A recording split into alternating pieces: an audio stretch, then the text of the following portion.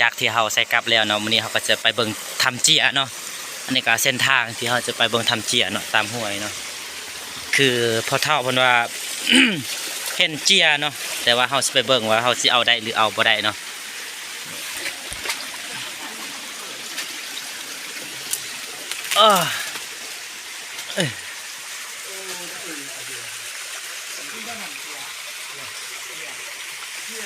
น้ำตาดพี่น้องโอ้น้ำใสๆเนาะน้ำตาดอันนี้น้ำตาดนี่ก็ธรรมชาติพี่น้องไปเลาะป่าเลาะดงโอ้คักเนาะ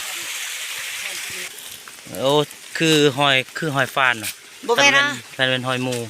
บ่นะตัวมีน้ำมันน่ะ ตัวเม่นตัวฮ้อน ตัวฮ้อนน่ะนะนี่ห โอ้ อย นี่หอยตัวฮ้อนพี่น้องโอ้มาลิ้นกินน้ำนี่เพราะเขตนี้มันมีได้พี่น้องแต่ว่าเสียที่เฮาบ่มีปืนพี่น้องถ้ามีปืนเนี่ยโอ้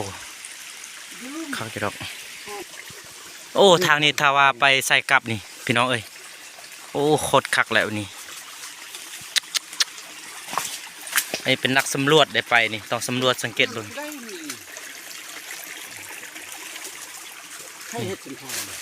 โอ้ใส่กลับ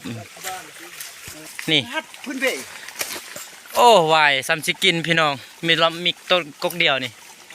ซ้ำสิกินแต่ยอดบ่เห็นแหละนี่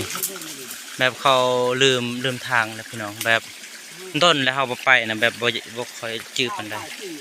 20 ปลายปีเนาะเพราะว่าเพิ่นเห็นเพิ่นว่า20 ปลายปีลองเบิ่งว่าเจีย20 ปลายปีเพิ่นสิอยู่บนเก่าบ่เนาะอันนี้เขาจะลองเบิ่งเนาะนี่ก็ไปซอกเบิ่งเนาะเขาไปย่างเลยคนนี้ เขาสิไปเบิ่งว่ามันเป็นอะไรแท้ทางมันคือสิบอยู่ตีเบิ่งนี่โอ้เนาะเบิ่งโอ้เบิ่งน้องเหี่ยวเบิ่งมีหูบ่โอ้มียังมีอยู่มีอยู่พี่น้องยังมีอยู่เจียงอยู่นี่อยู่แต่จังน้อยเดี๋ยวเขาเสร็จเด้อจังน้อยเขาเสร็จเด้อเบิ่งเด้อ พี่ชายมันยัง